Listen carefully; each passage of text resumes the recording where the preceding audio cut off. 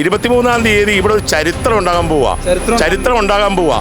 കാരണം എക്കാലവും പാവപ്പെട്ട ആൾക്കാരെ തൻ്റെ ചൊൽപ്പടി നിർത്തി അങ്ങനെ പോകാമെന്ന് വ്യാമോഹിച്ച രണ്ട് മുന്നണിക്കും ചുട്ട മറുപടി കൊടുത്തുകൊണ്ട് വമ്പിച്ച ഒരു ജനപിന്തുണയോടുകൂടി ബി എംബർ, കാരണം ബി എംബർ ജയിക്കുക എന്ന് പറയുന്നത് ഈ പുനലൂരിലെ ജനങ്ങളുടെ ഇപ്പോഴത്തെ ഏറ്റവും വലിയ ആഗ്രഹമാണ്. ആ ആഗ്രഹങ്ങൾ സാധിക്കും, അത് സാധിച്ചിരിക്കും.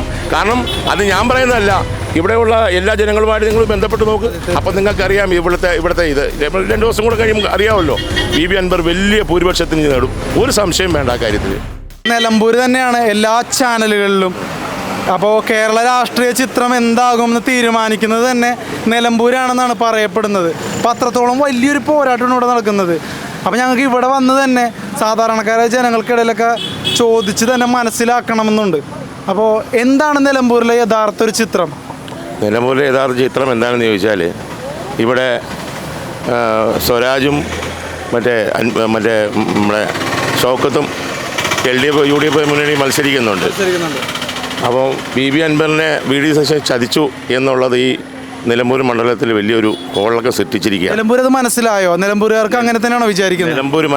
നിലമ്പൂർ മനസ്സിലായതിൻ്റെ ഉദാഹരണമാണ് ഇന്നലെ നമ്മൾ കണ്ടല്ലോ, റോഡ് ഷോ ഒക്കെ.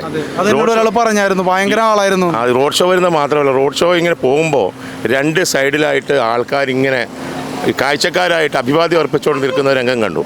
അതെല്ലാം വോട്ടർമാരാണ്. അങ്ങനെയാണ് അതിൻ്റെ പരിവേഷം നമ്മളിത് കാണാൻ കഴിയുന്നത്. അതെ.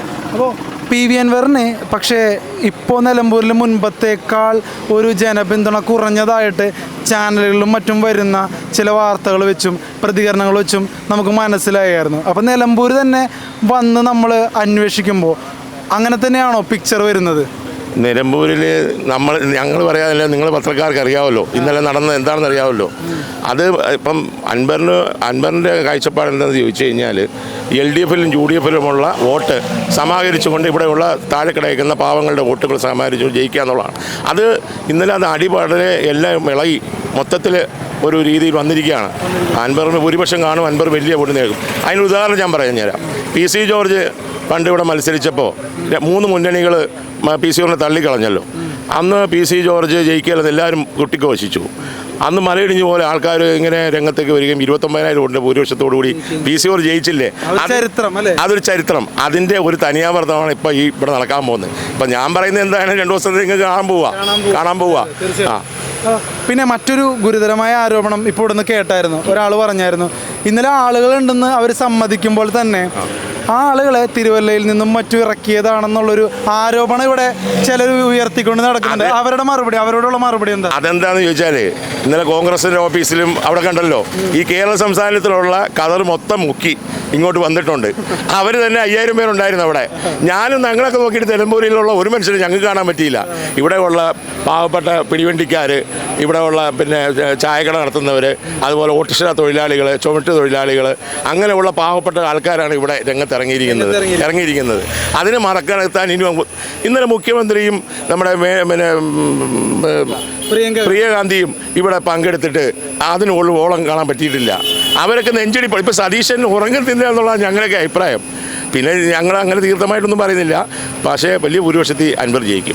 അപ്പം ഇവിടെ തന്നെ ഈ പറയുന്ന പോലെ ഇപ്പോൾ നിങ്ങൾ ഒരുപാട് ആളുകളുണ്ടായിരുന്നു പറയുന്ന ജാഥയൊക്കെ അത് അൻവർ പുറത്തുനിന്ന് ആളിറക്കിയാണ്, അൻവറിന് കുറേ പൈസ ഉണ്ടല്ലോ എന്നൊക്കെ പറഞ്ഞ് ഇപ്പോൾ ഞങ്ങൾ ഇവിടെ വന്നപ്പോൾ തന്നെ ഒരാളിരുന്ന് പറയുന്നുണ്ടായിരുന്നു. അപ്പോൾ ഇത്തരത്തിലുള്ള പ്രചരണങ്ങൾ ആരാണ് അഴിച്ചുവിടുന്നത്? യൂട്യൂബ് ചാനൽ വഴി, അതായത് നമുക്ക് പിന്നെ ഗൂഗിൾ പേ വഴി എനിക്ക് പൈസ തരണം, കാര്യം എനിക്ക് സ്വത്തും മുതലുമുണ്ട്, എൻ്റെ എല്ലാ സ്വത്തുക്കളെയും ഇവർ അറ്റാച്ച് ചെയ്ത് വെച്ചിരിക്കുകയാണ്, അതുകൊണ്ട് എൻ്റെ പണമില്ലെന്ന് പറഞ്ഞ BB അൻവർ ഗൂഗിൾ പേ വഴി വരെ പൈസ സമാഹരിച്ചുകൊണ്ടാണ് നിൽക്കുന്നത്. അപ്പോൾ അങ്ങനെയുള്ള BB അൻവറിനെ പുറത്തുനിന്ന് ആരെ കൊണ്ടുവരാനാ?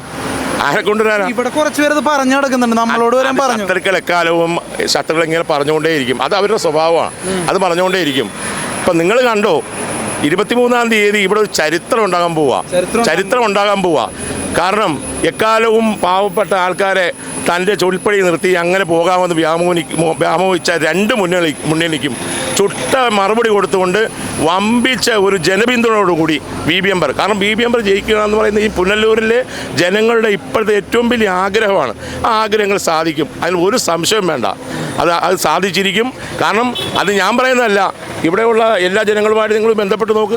അപ്പം നിങ്ങൾക്കറിയാം ഇവിടുത്തെ ഇത് 2 ദിവസം കൂടെ കഴിയുമ്പോൾ അറിയാമല്ലോ, ബി ബി അൻവർ വലിയ ഭൂരിപക്ഷത്തിന് നേടും. ഒരു സംശയം വേണ്ട ആ കാര്യത്തിൽ. ഈ UDF പി വി അൻവറിനെ വേണ്ട രീതിക്ക് പ്രയോജനപ്പെടുത്തുന്നില്ല എന്നുള്ളത് നമുക്ക് മനസ്സിലാവുന്ന ഒരു കാര്യമാണ്. UDF ഇത്രത്തോളം പി വി അൻവറിനോടുള്ളൊരു വൈരാഗ്യം വരാൻ കാരണം എന്താണ്? ഇപ്പോൾ UDF ചിഹ്നത്തിൽ പി വി അൻവർ ഇവിടെ നിന്നിരുന്നെങ്കിൽ ഈ ചോദ്യത്തിനെ പ്രസക്തി ഉണ്ടാവില്ല. കാരണം നിസ്സാരമായിട്ട് പി വി അൻവർ ജയിക്കും എന്നുള്ളത് ഏത് കൊച്ചുകുട്ടിക്കും അറിയാം. പക്ഷേ ആ ചിഹ്നത്തിൽ നിർത്താഞ്ഞത് എന്തുകൊണ്ടായിരിക്കും?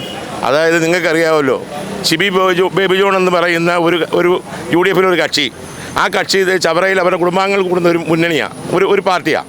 അത് കഴിഞ്ഞാൽ പിന്നെ ഉള്ളത് PJ ജോസഫിൻ്റെ പാർട്ടി. PJ ജോസഫൊക്കെ വളരെ മാന്യമായി നല്ല നിലയിൽ രാഷ്ട്രീയ പ്രവർത്തനം ചെയ്യുന്ന ആൾക്കാരാണ്. പിന്നെ ഉള്ളത് ഇന്ത്യൻ യൂണിയൻ മുസ്ലിം ലീഗാണ്. മുസ്ലിം ലീഗ് ശക്തമായ ഒരു രാഷ്ട്രീയ പാർട്ടിയാണ്. ആ രാഷ്ട്രീയ പാർട്ടിയിൽ കെട്ടുടപ്പുണ്ട്. തിരിച്ചുകൊണ്ട് ഇങ്ങോട്ട് മാറിക്കഴിഞ്ഞാൽ മുസ്ലിം ലീഗ് ഇല്ലെങ്കിൽ പിന്നെ UDF ഇല്ല. അപ്പോൾ അൻവർ എങ്ങാനും ഈ മുന്നണിയിൽ കയറി വന്നാൽ VD സതീശൻ ഭയക്കുന്നു. ഒരു ലീഡർഷിപ്പ് അല്ലെ, ഒരു ഗർജിക്കുന്ന സിംഹത്തെ പോലെ ഇങ്ങനെ നിൽക്കുന്ന ഒരു അൻവർ വരുന്നത് ശരിക്കും ഭയപ്പെടുന്നു. ആ ഭയപ്പെടുന്നതിൻ്റെ ഫലമായിട്ടാണ്. അല്ലെ പിന്നെ എന്താ കാരണം? അതുമാത്രമല്ല, പിന്നെ ഈ VD സതീശൻ ഇപ്പം ഞാൻ പറയാം, 2 പഞ്ചായത്ത് UDF ഉണ്ടാക്കി കൊടുത്തു. അത് കഴിഞ്ഞിട്ട് പിണറായി സത്യത്തിനെതിരെ ശക്തമായ നിലപാടെടുത്തു BB അൻവർ. അങ്ങനെ ശക്തമായ നിലപാടെടുത്ത BB അൻവറെ എന്തുകൊണ്ടാണ് ചതിച്ചിട്ട് പോയത്? ആ പുള്ളി BB അൻവർ പറഞ്ഞു, ഒരു അസോസിയേറ്റ് അംഗമെങ്കിലും ആക്കി വെച്ചിരുന്നെങ്കിൽ ഞങ്ങൾ നിന്നേനെന്ന് പറഞ്ഞു. പക്ഷേ BB അൻവറെ വളരെ നിഷ്ഠൂരമായി അപമാനിച്ചതിൻ്റെ ഫലമാണ് നമ്മൾ കാണാൻ പോകുന്നത്. ഒരു വലിയൊരു ഭൂകമ്പം ഉണ്ടാകാൻ പോകുമ്പം ഇടക്കയ്യാൽ കെട്ടിയിട്ട് കാര്യമില്ല. ആ ഭൂകമ്പം ഉണ്ടായേ തീരൂ. അങ്ങനെ ഒരു സംഭവം ഉണ്ടാകാൻ പോവുക. ഇത് ചുമ്മാ ഒന്നും പറയുന്നതല്ല. ഇപ്പോൾ ഒരു കാര്യം കൂടി ചോദിച്ചോട്ടെ, പി വി അൻവർ ഇപ്പോഴും പറയുന്നത് VD സതീശൻ്റെ കോൺഗ്രസിലേക്ക് ഇല്ല എന്നാണ് പറയുന്നത്.